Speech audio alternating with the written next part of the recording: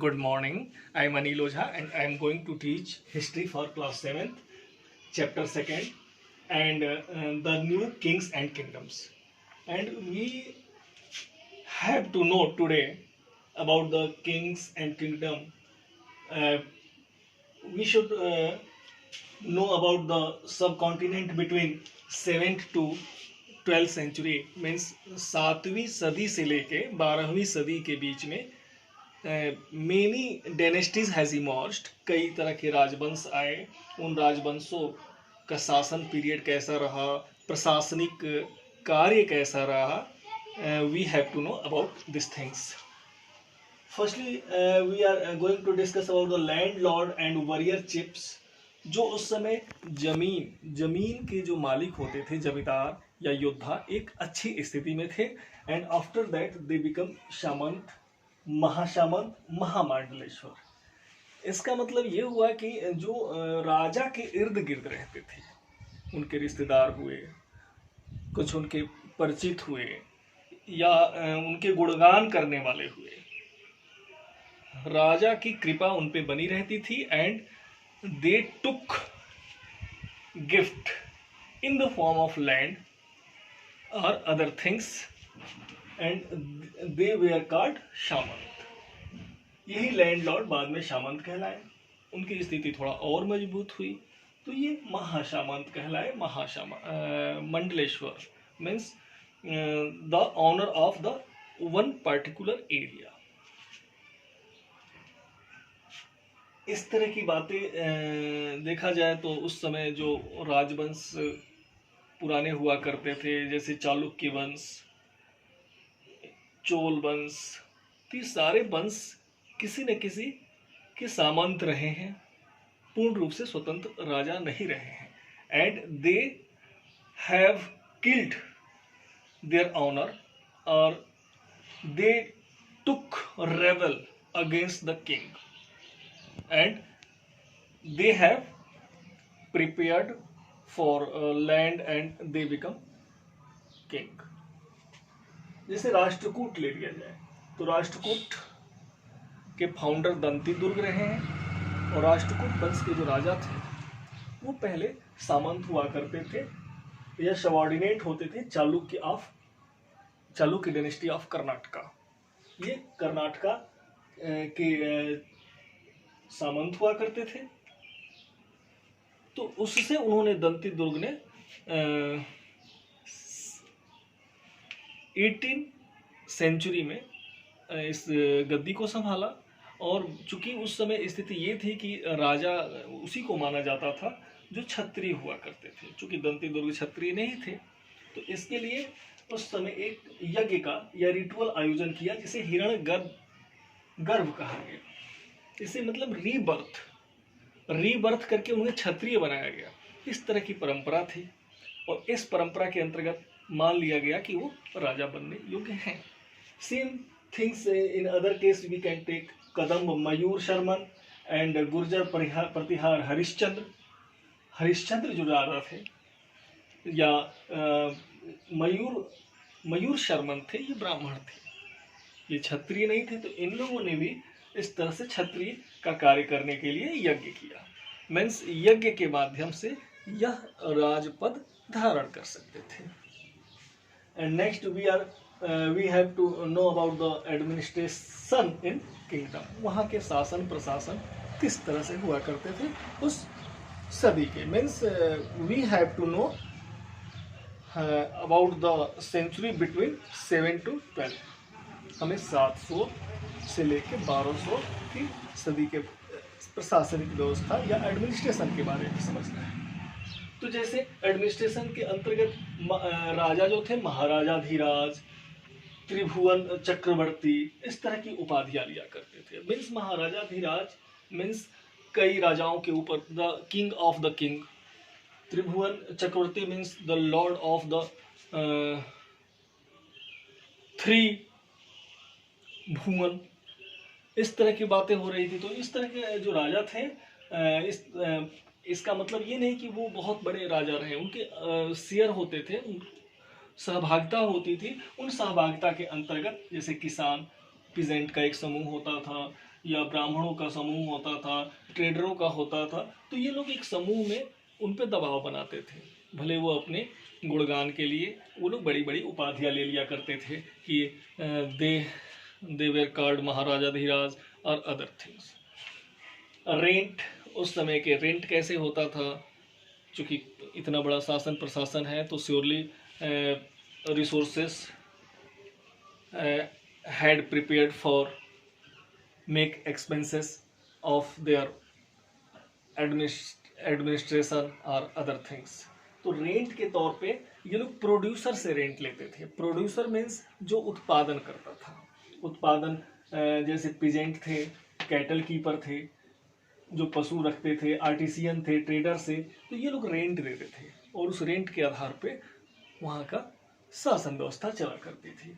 जहाँ तक चोल शासन, I will tell you in part second about the Chola dynasty. 400 tax वहाँ पे थे।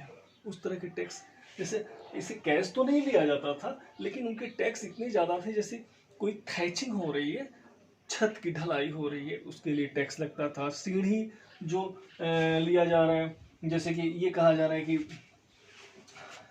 Use of a ladder to climb palm tree या फैमिली प्रॉपर्टी, इन सब के लिए टैक्स लिया जाता था।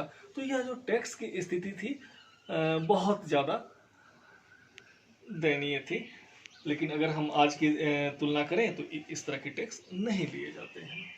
अब नेक्स्ट थिंग्स, हम लोग टैक्स को लेता कौन था, तो कलेक्टेड बाय इन्फ्लुएंशियल फैमिलीज। जो परिवार होता था, राजा के इर्द गिर्द रहता था, उस तरह के लोग टैक्स वसूलने के लिए एक विशेष वर्ग निर्धारित किया जाता था। And they took tax and surely this type of things will be hereditary।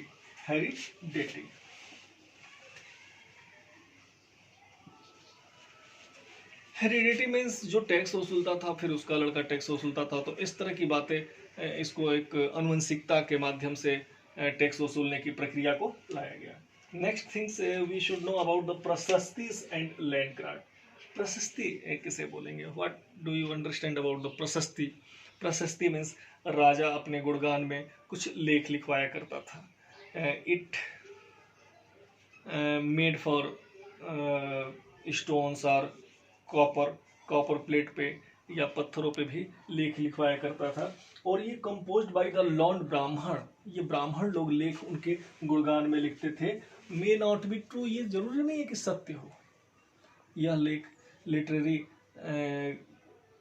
पूर्ण रूप से सत्यता नहीं कही जा सकती। जैसे कि नागभट्ट के अचीवमेंट थे, आप लोगों ने क्लास 6 में पढ़ा होगा कि Samudragupta prepared a Prayag Prashasti in Prayag and the writer was the Harisena. Harisena ने समुद्रगुप्त की उपलब्धियों के बारे में लिखा था। इसी तरह से इस समय भी मिलता है, जैसे कि नागभट्ट जो नागभट्ट का अचीवमेंट है, उसके अंतर्गत वो कन्नौज पे उनकी विजय हुई है, वारंगल पे हुई है, बंगाल पे हुई है। इस तरह की विजयों की चर्चा ये लोग करते थे। और they were recorded on copper plates. Copper plates पे, तांबे के प्लेट पे लिखा जाता था। कल्हड़ जो कश्मीर के रहने वाले थे, उनकी भी प्रशस्तियाँ मिली हैं और जो कश्मीर के बारे में बताई गई है। और इस तरह कश्मीर में उन्होंने एक राज तरंगणी भी लिखी है, प्रशस्तियाँ कुछ लिखी हैं, उससे कश्मीर विजयों की चर्चा होती है। Next, warfare of wealth. Warfare of wealth, धन के लिए भी लड़ाइयाँ होती थी, लड़ाइयों से धन की वसूली होती थी। And at that time they wanted to prepare the temples and to target the temples. जिस राजा का पास मंदिर बहुत ज़्यादा होता था या मंदिर बनाने के लिए ये लोग अपने धन का प्रयोग मंदिर हेतु लगाते थे। जैसे देखा जाए कन्नौज की जो लड़ाइयाँ हुई है, ट्रिपेट्राइज स्ट्रगल कहा जाता है। 3 राजाओं का आपस में संघर्ष रहा है और ये it happened more than 200 years, लगभग 200 वर्षों से ज़्यादा तक कन्नौज का युद्ध चला है। बहुत फेमस युद्ध रहा है। इसमें गुर्जर प्रतिहार, राष्ट्रकूट एंड पाल डायनेस्टी, ये 3 राजाओं ने आपस में, अब ये जो राष्ट्रकूट हैं, दे केम फ्रॉम द दक्कन, दक्षिण से आकर कन्नौज के लिए लड़ाई लड़े।